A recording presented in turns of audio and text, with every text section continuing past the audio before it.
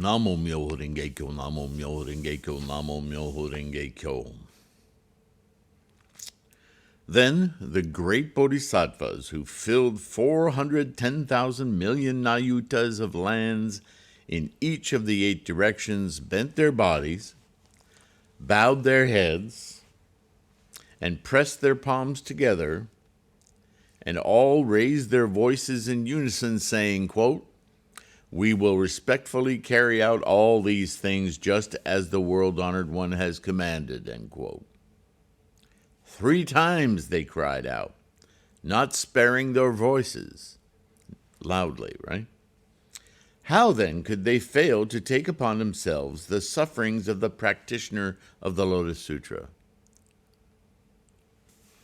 Once again, I question the voice of Nichiren here, or at very least the translation. I've never heard Nichiren say that as practitioners of the Lotus Sutra, that we take on the sufferings of practitioners of the Lotus Sutra. I don't think that's quite right. It would make sense to say that to practice the Lotus Sutra requires a dedication in the face of those that would demonize us or question us or ridicule us or want to silence us, certainly in the context of Japan in the medieval age, yeah? So yeah, I understand how you could speak on that as part of the responsibility you take on to tell the truth, that sometimes people don't want to hear the truth and they will assail you in some form. But to say it in this way almost implies that that's part of the practice, that's, I don't know, it doesn't ring true to Nichiren's words, right? But I understand what it means, right? I'm sure you do as well. He continues, or the Gosho continues, Fan Yu Chi gave his head to Chinko, and Chicha hung his sword on the grave of the Lord of Shu. In both cases, they acted so as not to go back on the promises they had made. If even these persons of China, a land far from the birthplace of Buddhism, could, because of a promise made to a friend, sacrifice their own lives or hang on a grave a sword that meant more to them than life itself, then how much more can one expect from the great bodhisattvas who, from the first, have been beings of great compassion and have taken profound vows to undergo difficulties on behalf of others? Again, it says suffering here. But how could they ever cast aside the practitioner of the Lotus Sutra, even if the Buddha had not admonished them against doing so? So, once again, reference to the movement of Buddhism through time and location, yeah, and the cultural realities of the day. But this is about dignity. It's about honoring one's word, one's commitment, right? Something people seem to be very unaware of in our day today.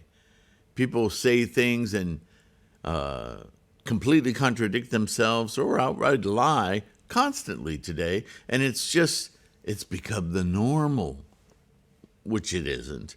But in social discourse, it seems like no one even bothers to call anyone out anymore. It seems to be, well, that's who that person is. What? We just accept lies as now a character trait? That's disgusting, isn't it? Certainly not acceptable culturally in the history of the peoples of China or India. Certainly no less unacceptable is it for Buddhists, committed Buddhists, Yeah? How can you claim, in other words, to be dedicated, resolved in your practice of Buddhism if you're going to back off of your word? Dignity, attitude, intent. Thanks for being here. Don't forget to like and subscribe. It really helps grow the Sangha. It's a bodhisattva effort. That alone, part of our practice, yeah? So please do, though. Please do so. I don't know how the notifications things work. I know how it works, but I mean, as it applies to promoting the channel. So if it helps you, please do that as well. I'm a pretty regular in my habits, so, and I do these almost every day, if not more than once a day. So the need for notification, I don't know. I need reminders to take my medications during the day. So, yeah. So if notifications help you, by all means, do that. And now we'll continue. What is more, it was through the Lotus Sutra that these bodhisattvas attained Buddhahood. And because the Buddha fervently admonished them concerning it, they took solemn vows in their presence of the Buddha. There can be no doubt, therefore, that they will aid its practitioner. So this is about the bodhisattva commitment, right? And again, because Buddhism is about the mind, what you should understand in that is that when we chant, when we invoke our Buddha-ness, we are, as this says, making a vow to Buddha. Personally, when we invoke our Buddha-ness, we are in essence saying, I'm honoring, I am invoking, I am embodying Buddha through my mind, my mind's ability to experience Buddha. Could there be more? Could there be any more direct of a vow being made? The language of translations, let alone Buddhist storytelling and conceptual exploration, it may sound something else, but it's always about the act, right? Energy plus action, karma.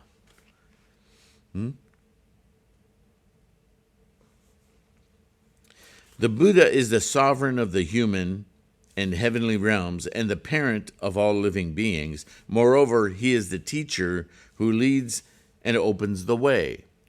This sounds like it's a separate thing. But this is the fallacy of language. Buddha guides each and every one of us through our sentient mind. Our Buddha-ness, our internal Gohonzon voice, our sentient mind, is what guides our experience of life. It's not a separate entity. It's not a he, as the language would make it sound. And so I would translate all of this a little differently to make that point more obvious. But, translators are lazy, even though it's a lot of work to do that. I'm not trying to diminish the effort. I'm just saying they're stopping short of understanding the teaching, right? So it's up to us to get the meaning.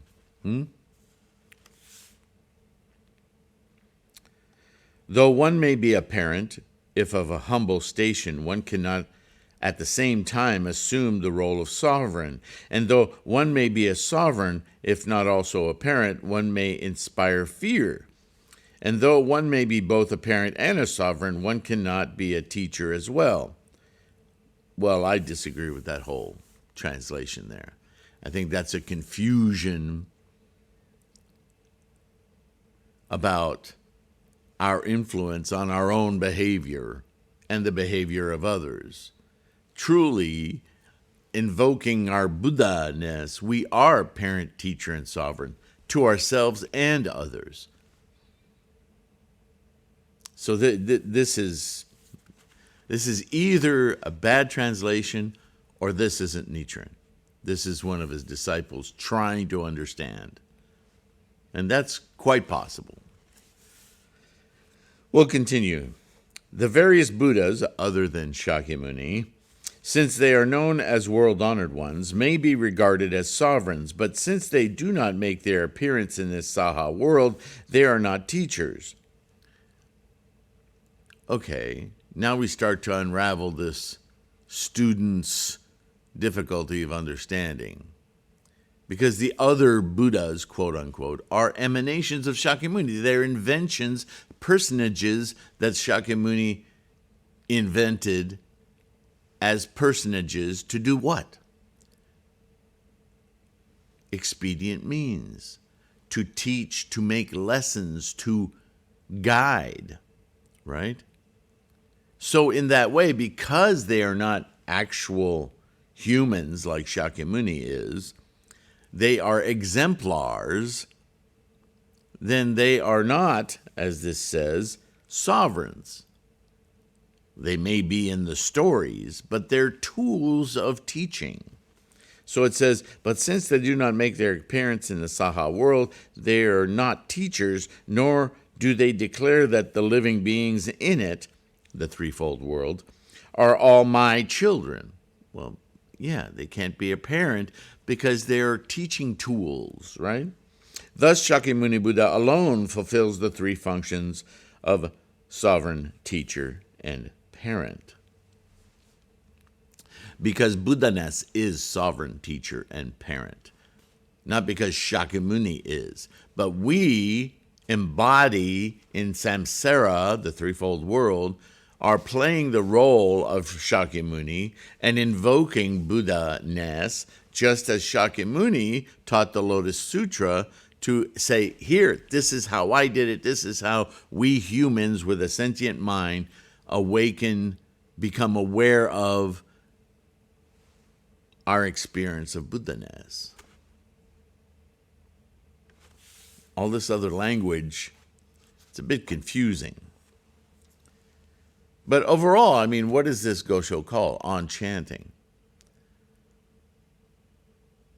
So it's about invoking this very specific experience of Buddha-ness, yeah?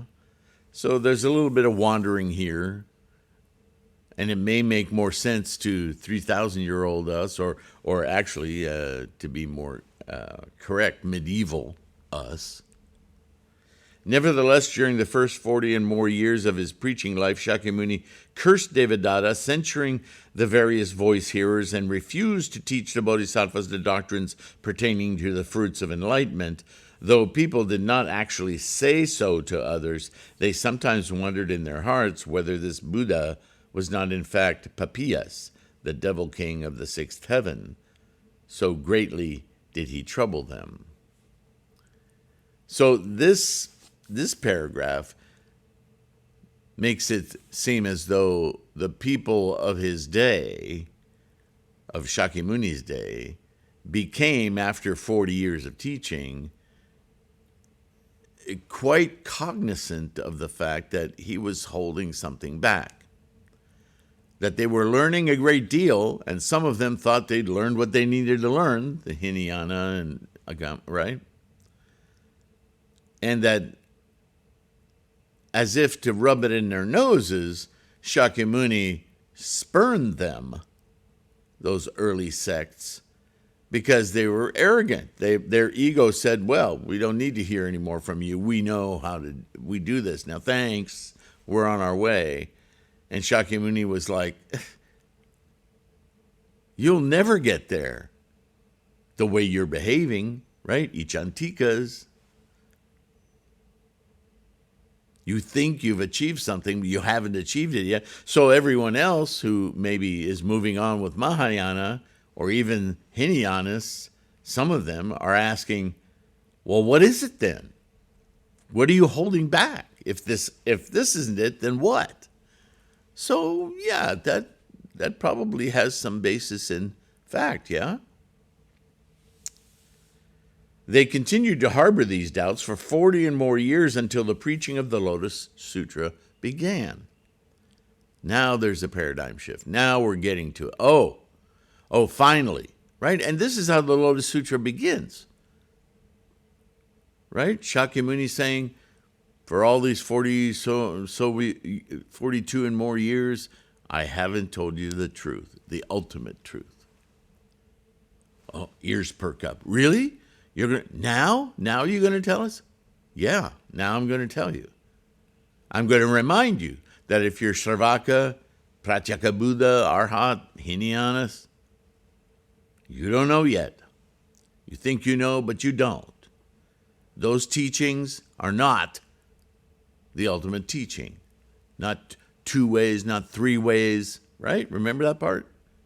This, what I'm about to teach you, is the one vehicle, the one way, the universal way that anyone, no matter what their scholarship or status in society, blah, blah, blah, doesn't matter. The sentient mind is the sentient mind. If you have a sentient mind, then here we go.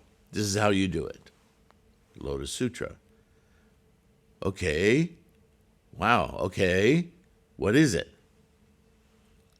But then, during the 8 years at Eagle Peak, in other words, the 8 years of this sermon on self-realizing Buddhahood, the treasure tower appeared in the air, and the 2 Buddhas sat side by side in it like the sun and moon.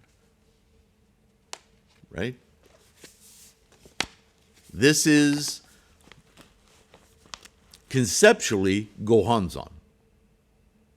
Samsarically Mandala. The various other Buddhas ranged themselves over the ground like so many great mountains gathered together. The bodhisattvas who had emerged from the earth, future bodhisattvas, you and I, as numerous as the dust particles of 1,000 worlds, ranged themselves in the air like so many stars. And the Buddha revealed the rewards that the various Buddhas enjoy as the result of their enlightenment. Here it is. Poof. This is what enlightenment is like. Yeah? It was as though a storehouse of treasures had been unlocked and the contents presented to poor people, or as though the Kunlun Mountains with all their riches had broken open. This is the one vehicle. This is self-enlightenment. During these 8 years, the people who were present at the assembly became profoundly aware of the rarity and wonder of these events. It was as if they were gathering up nothing but gems. The bodhisattvas, unbegrudging of their lives, unstinting with their words, vowed to do as the Buddha had encouraged them. Then, in the entrustment chapter, the thus come one Shakyamuni emerged from the treasure tower and closed its doors. The various other Buddhas thereupon returned to their respective lands, and the bodhisattvas who had appeared with them followed along in company with the Buddhas. So I've told you how to do this. I've shown you what it's like. The amazement of being with, concurrent, experiencing the full potential of the engine of life. Now you can all go back to your respective samsaric existences, and you know how to incorporate this now to be a full bodhisattva, right? The people were feeling increasingly lonely when the Buddha announced, quote, 3 months from now I will enter nirvana. People got nervous because they were still attaching their enlightenment to the presence of this man Shakyamuni. They still hadn't quite gotten the fact that it wasn't Shakyamuni they were trying to be. It was his enlightenment that was available that we already have. They still weren't owning it.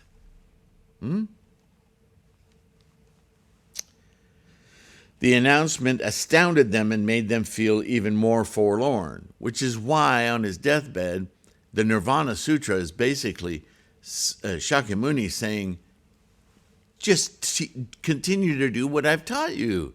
How did you miss the point? right? The Nirvana Sutra keeps leading them back and showing that the Lotus Sutra, the Myoho Rengekyo, that's the way to continue. You don't need me for that. Having heard the Lotus Sutra, the Bodhisattvas, persons of the two vehicles, and the other human beings and heavenly beings were all imbued with a deep sense of gratitude for the Buddha's compassion, of course. And they wanted to show the Buddha how willing they were to sacrifice their bodies and lives for the sake of the Lotus Sutra. In other words, whatever it takes. My ego, my owning, right? The sacrifice isn't about laying on a slab and having your head cut off. The sacrifice is understanding that nothing has more value than the enlightenment of one's sentient mind. Right? It doesn't mean that you have to immolate yourself. This is what religion has taught us. That's ridiculous.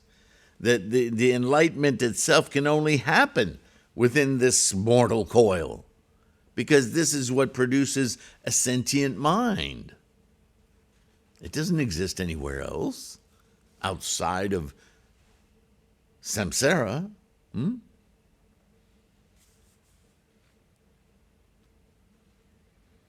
How terrible it would be, they thought, their hearts in a turmoil, if the Buddha were to really enter nirvana as he said he would. See, that's that attachment. They weren't fully there. It's ironic that they are given the ultimate tool, that they say they take the vow of enlightenment. It'd be like you sitting in front of your Butsudan, focusing on the Myoho characters of your mandala, saying, I'm invoking Buddha-ness now, experiencing Buddha-ness, and dreaming about your convertible Porsche out in the yard, or your bicycle, or whatever. What are you doing? You have all those things, yeah, they're there, but what are you doing? You're invoking Buddhahood. Why are you being distracted? Did you miss something? Right? At that time, on the 50th day of the second month, during the hour of the tiger and the hour of the hare, 3 to 7 a.m., when the Buddha was 80 years old, on the bank of the Ajitavati River at the city of Kushinagara, in the country of Shravasti in eastern India, the Buddha's voice was heard announcing that he would pass into extinction. His voice radiated upward as far as the summit of being heaven and echoed abroad throughout the entire major world system. Eyes grew dim and hearts sank. Well, no doubt, Shakyamuni was very inspiring, right? And his passing must have been a very tough thing to grieve. But what he taught shouldn't pass with him, right? Nonetheless, a solemn occasion. From throughout the 5 regions of India, its 16 great states, its 500 middle-sized states, its 10,000 small states, and its countless smaller states scattered about like grains of millet, the people gathered together, none having had time to prepare clothing or food, and without they had time, they just didn't take time, right? And without distinction as to class or status, oxen and horses, wolves and dogs, eagles and vultures, gnats and gadflies, to the number of 52 different species also gathered together. Those of any one species were more numerous than in dust particles, blah, blah, blah, to say nothing of the number of all the 52 species together. All these different species of beings brought flowers, incense, clothing. So the world felt the passing of Shakyamuni Buddha, yeah? Their voices resounded, crying out that the jeweled bridge for all living beings was about to collapse. And there's the fallacy. There's the very problem. The jeweled bridge was about to collapse. Talk about not understanding. Shakyamuni was not a bridge to be crossed in order to attain Buddhahood. He didn't hold Buddhahood. He attained it. He awakened to Buddhahood, but it's the same Buddha that you and I experience. His extinction didn't eliminate the passage. But see, this is the attachment problem.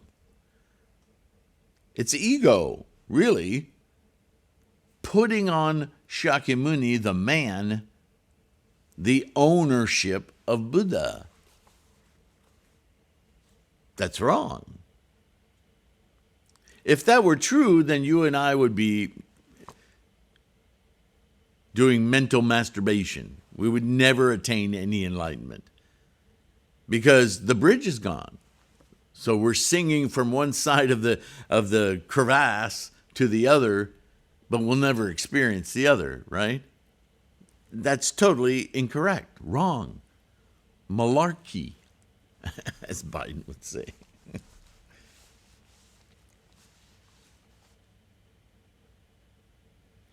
That the eye of all living beings was about to be put out, and the parent, sovereign, and teacher of all living beings was about to pass away. Not only did their hair stand on end, but their tears flowed. Not only did their tears flow, but they beat their heads, pressed their hands to their chest, cried aloud, not sparing their voices. The blood of their tears and the blood of their sweat fell upon Kushinagara more heavily than the torrential rain, and flowed more abundantly than the mighty river. All this they did solely because the Lotus Sutra had opened for them the way to Buddhahood, and they could never repay the debt of gratitude they owed Shakyamuni Buddha. Well, that's a slightly different statement than they were saying earlier, isn't it? That what they were lamenting wasn't the loss, the bridge to Buddhahood. What they were lamenting was that the glorious ability to attain Buddhahood for ourselves is a debt we never be able to walk up to Shakyamuni and say, thank you. But I say to you, as encouragement, as Nichiren would, that every time we chant the Daimoku, we are thanking Buddha. We thank Buddha every time we invoke Buddha, don't we? Isn't that our greatest experience of oneness, togetherness with Buddha? The experience in our mind of Buddha-ness, is that not the most intimate? Hello, thank you. Look at the world, look at the universe, look at life. Right? Even in this scene of grief, there were those who declared angrily that the enemies of the Lotus Sutra should have their tongues cut out and that they should never be allowed to sit with the others in the assembly. Oh. Bodhisattva Kashyapa vowed that he would appear in the form of frost and hail in the lands of the enemies of the Lotus Sutra. At that time, the Buddha raised himself slightly from his reclining position and praised him, saying, happily, well spoken, well spoken. That's kind of a creepy Bela Lugosi moment there. Point being that Buddhism and Buddhahood requires defending, just as does life and dignity. The other bodhisattvas, guessing where the Buddha's wishes lay, supposed that if they declared their intention to attack the enemies of the Lotus Sutra, this might prolong the Buddha's life a little, and one by one they vowed to do so, trying to gain his praise. Just instantiate Buddha. Anyway, in this way, the bodhisattvas and the heavenly and human beings called upon the entities of the Lotus Sutra to appear, hoping that if they could fulfill the oath they had taken in the presence of Shakyamuni Buddha, then Shakyamuni Buddha, as well as many treasures and all the other Buddhas, and thus come ones, would understand that a strong resolve to the vow they had made before the Buddha, they would begrudge neither their reputations nor their lives in defense defense of the Lotus Sutra. Okay. Whatever meditations you need to focus your energies on enlightenment, they're individual to each one of us, right? One may ask why the results of these vows should be so long in appearing, and yet, though one might point at the earth and miss it, though one might bind up the sky, though the tides might cease to ebb and flow and the sun rise in the west, it could never come about that the chanting of the practitioner of the Lotus Sutra would go unanswered. There's that call-response thing again. But unanswered in this context means the invocation is immediate, right? Cause-effect, immediate. You chant to awaken your Buddha-ness is there. Plain and simple. So the suffering that was alluded to earlier isn't in the practice. It's in samsara.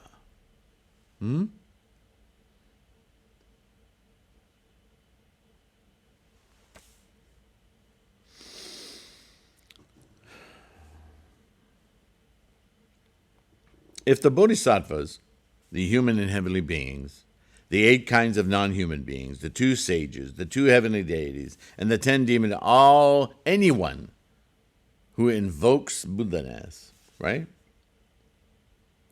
would by some unlikely chance fail to appear and protect the practitioner of the Lotus Sutra, then above them they would be showing disdain for Shakyamuni and the other Buddhas, and below they would be guilty of deceiving the beings of the 9 realms.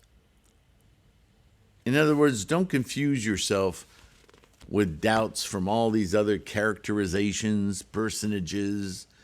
They're all on that mandala that pertain to the teachings of Shakyamuni and ultimately of self-realization, the treasure tower, Namo Myoho Renge Kyo. The mandala is a representation of all those teachings, those personages, those potentials. They are all in service of this instantiation of Buddhahood. So this is simply saying that if they were not, then there'd be a great break, a lie, an untruth, if you will, within the very constructs of Buddhism. And that's not possible. Because all of it leads to the ultimate one vehicle teaching, experience. It makes no difference if the practitioner himself is lacking in worth, defective in wisdom, impure in his person, and lacking in virtue derived from observing precepts. So long as he chants Namo Myoho Renge Kyo, they will invariably protect him, because all of them are part and parcel of the instantiation of clarity, Buddha-ness, the full understanding and complement of suchnesses, the engine of suchnesses. That's what the engine of life is. It's the formations of every possible, come on, brain, potential from energy forming into various manifestations. Gas, particle, gluon, quark, proton, neutron, electron, combining, amalgamating, all of it is that process, is it not? Becoming aware that that is ongoing every moment. That the idea of here and now is a linguistic provision It doesn't really exist because everything is careening through what we call time-space, an experience of the formations of life.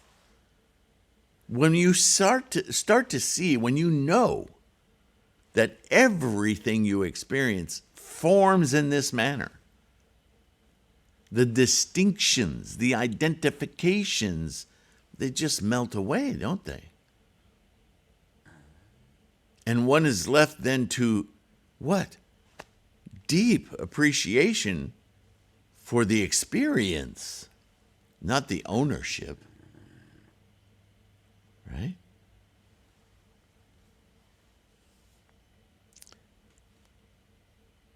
One does not throw away gold because the bag that holds it is dirty. One does not ignore the sandalwood trees because of the foul odor of the aranda trees around them. And one does not refuse to gather lotuses because the pond in the valley where they grow is not clean.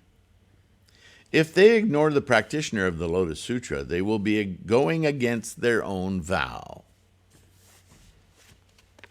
Right? This is samsara not recognizing the value of each and every sentient mind. Remember the chapter on Bodhisattva never disparaging? That's what that's talking about. That every sentient mind can manifest Buddha just as yours. So why would you diminish that person in any way? Whether they're wealthy or poverty stricken, their minds, the sentient minds, Buddha. Wow, right? Now that the former and middle days of the law are over, persons who observe the precepts are as rare as tigers in a marketplace, and persons of wisdom are harder to find than the horns of a qilin. While waiting for the moon to rise, one must rely upon a lantern. And when there are no true gems at hand, gold and silver must serve as jewels. The debt of gratitude one owes to a white crow may be repaid to a black crow, and the debt one owes to a sage monk, a teacher, may be repaid to an ordinary monk, somebody who's not so prescient, right? But endeavors to aid. So if you earnestly if you earnestly chant, how'd that get in there? That rewards be given to you without delay, how can your chanting fail to be answered? What is that about? What do you want? Not rewards in the form of jewels and cars, and rewards in terms of the reward body, right? The three bodies of Buddha. But the reward we seek is enlightenment, Buddha-ness. Don't get twisted here just because the translations suck. This is single-mindedly reminding you what chanting does, why it exists, how it exists, yeah? Question. Now this sounds more like Nichiren. Question.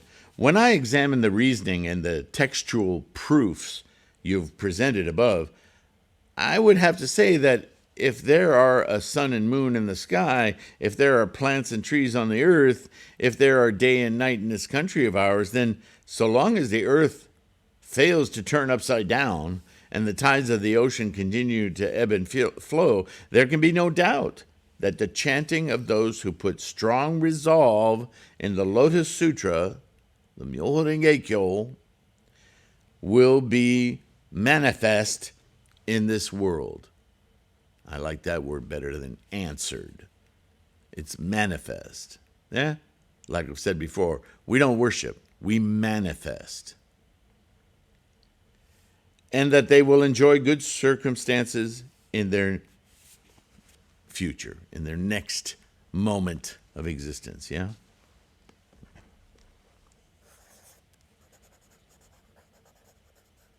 Yeah, I've got to do a cleanup on the language of this book. I'll get on that today. Nevertheless, during the past 20 years and more, the eminent leaders of the Tendai and True Word schools have, in many cases, offered chanting regarding important matters of state, but such chanting have by no means proved effective. Indeed, the chanting of these monks would seem to be even less effective than those of persons who support the teachings of non-Buddhist scriptures. Basically, their chanting isn't about invoking Buddhahood. It's about some kind of a worship. It's religious, right? Pleading for. That's not Buddhism. Buddhism is instantiating right now Buddha. It's not about, oh, blue sky, please gimme. That's not Buddhism. That's something else.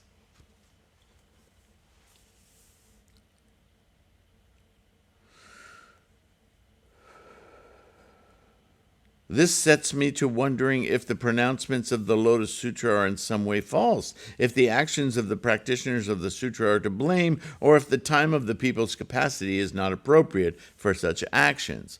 Well, that's the bullshit rhetoric they're getting from these religionists, right? These other sects. And this puts me to doubt regarding my future existence. But leaving that point aside, this is still the question, right? But leaving that point aside for the moment, I'm told that you were a disciple of the monks at Mount Hiei. They say that the offenses of the father are visited upon the sons and that those of the teachers are visited upon the disciples. When the monks of Mount Hiei burned the halls of the pagodas of Onjoji temple and of the mountain temple, along with thousands and 10,000s of Buddhist images and sutras, those were terrible deeds. They threw the people of the time into turmoil and turned them against Mount Hiei. What is your opinion? I have heard a little about these events in the past, but I would like to now hear you speak in greater detail. I'm full of questions. When monks behave in such an evil manner, it seems to me that they are no longer acting in accord with the spirit of the three treasures, and that heaven and earth should no longer lend them shelter. I would suppose, therefore, that their chanting would not be manifest. What is your opinion? Okay, so this question is one of a lot of doubt, no less because these other teachers purporting to be Buddhist scholars have made such terrible causes. Would their prayers be answered? Would their chanting, whatever it consists of, be of any merit? So, answer.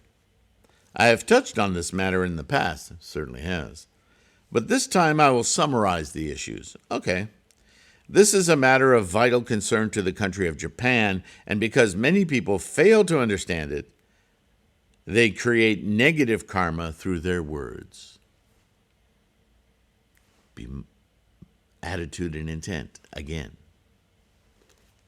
First of all, as to the origin of the temple on Mount Hiei, it was founded by the great teacher Dengyo in the reign of Emperor Kamu, some 200 years after Buddhism was introduced to the country.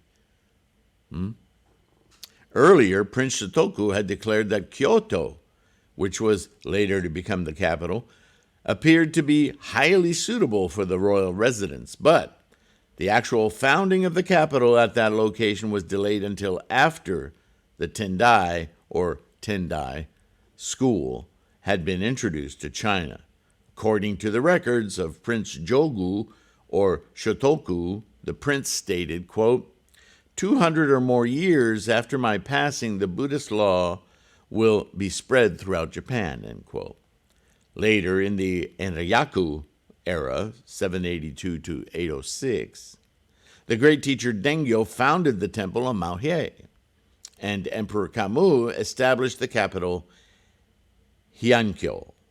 Thus, the prophecy of Prince Shotoku was fulfilled.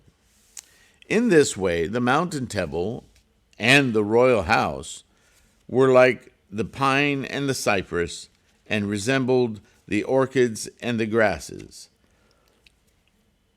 When pine withers, the cypress too is bound to wither, and when the orchids wilt, the grasses wilt as well. Thus, it seemed that the prosperity of the royal reign brought joy to the mountain temple, and that the decline of the royal power brought sadness to the mountain. And now that the world has changed, and power has passed to the government in the Kanto region, what must there be their thoughts?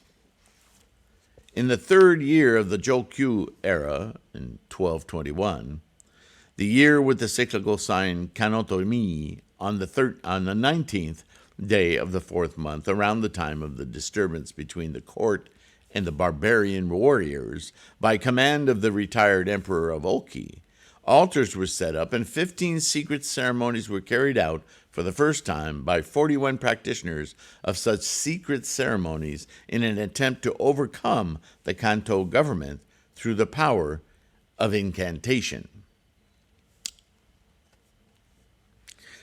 Where are we time-wise?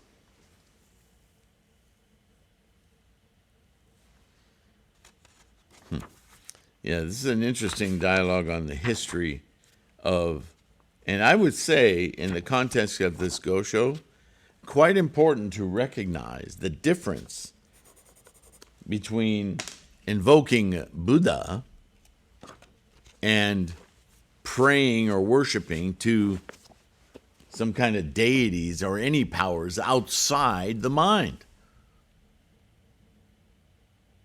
See, there's a very, very clear division between the sentient mind and its potential, which is very individual, right?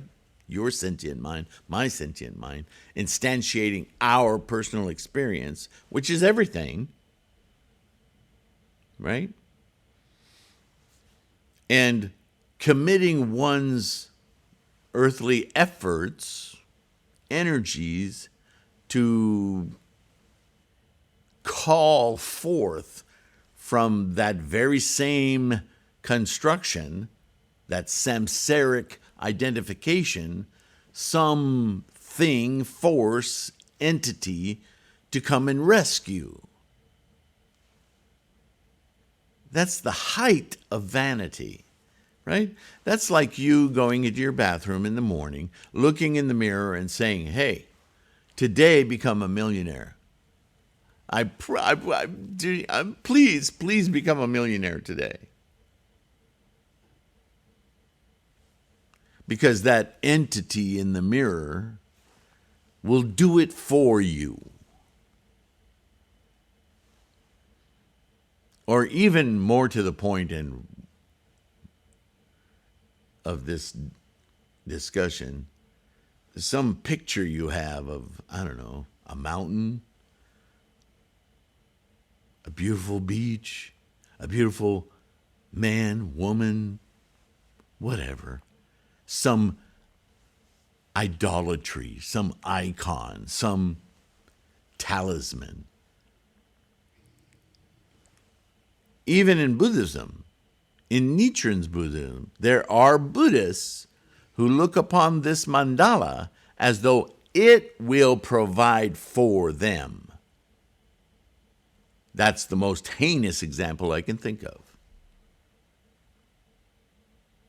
Your Buddhahood doesn't come from that mandala. As Nichiren said, don't look for Gohonzon outside your very self. It ain't this mandala. Gohonzon is the sentient mind.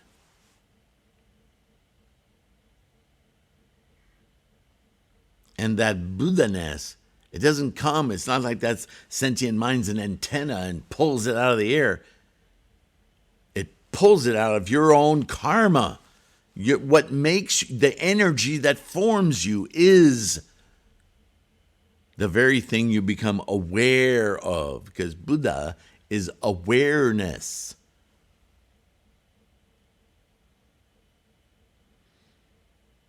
And how do we become aware? We invoke it. How do we invoke it? With a strong resolve,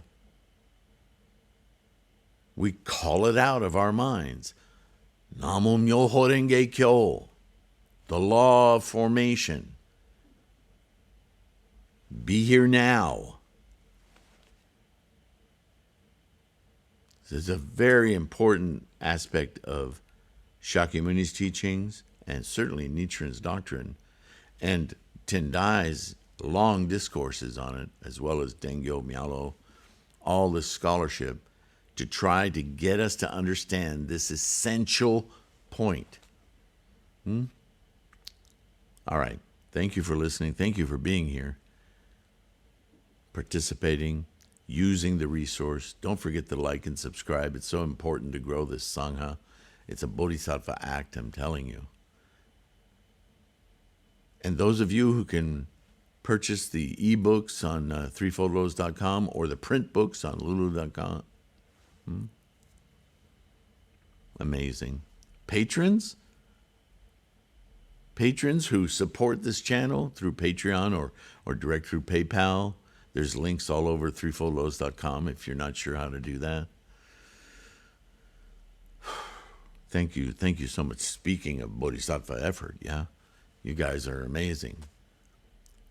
And every single one of you who chants Namo Myoho Renge Kyo, please remain strong in your conviction, in your confidence that your enlightenment, your Buddhahood, is simply a chant away. Commit to it, and your life is sure to be affected, as is your environment. The two are the same. You'll see that. The more you chant, the more you'll see that. In the meantime, please take care of your health.